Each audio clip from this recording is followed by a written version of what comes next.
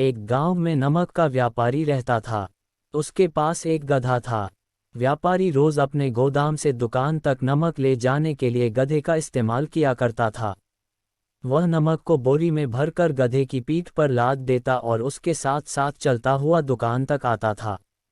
व्यापारी का गधा आलसी प्रवृत्ति का था। काम से बचने के लिए वह नित नए उपाय सोचता रहता था। गोदाम से दुकान तक के रास्ते में एक नदी पड़ती थी, जिस पर एक छोटा पुल बना हुआ है।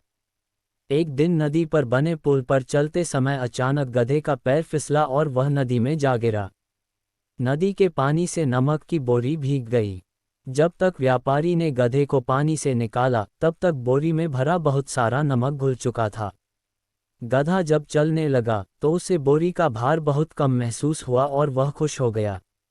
उसने सोचा कि अपने ऊपर लदा बोझ हल्का करने का ये बहुत बढ़िया तरीका है। अगले दिन वह जानबूझकर नदी में गिर पड़ा। नमक पानी में घुल जाने से बोरी का वजन फिर कम हो गया।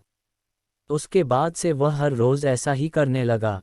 रोज रोज गधे की ये हरकत देखकर व्यापारी उसकी चालाकी समझ गया। उसने गधे को सबक सिखाने का फैसला कर लिया और अगले दिन बोरी में नमक के स्थान पर रुई भरकर गधे की पीठ पर लाद दिया। रुई हल्की थी। इसके बाद भी आलसी गधे ने सोचा कि क्यों न रोज की तरह नदी के पानी में गिरकर इस वजन को और कम कर लिया जाए। इसलिए वह जानबूझकर नदी में गिर पड़ा। लेकिन इस बार बोरी में नमक नहीं बल्कि रुई थी।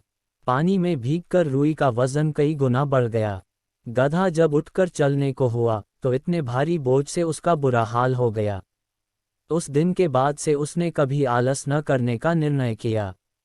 सीख 1। आलस का फल कभी न कभी मिल ही जाता है। 2। एक ही उपाय हर बार कारगर सिद्ध नहीं होता।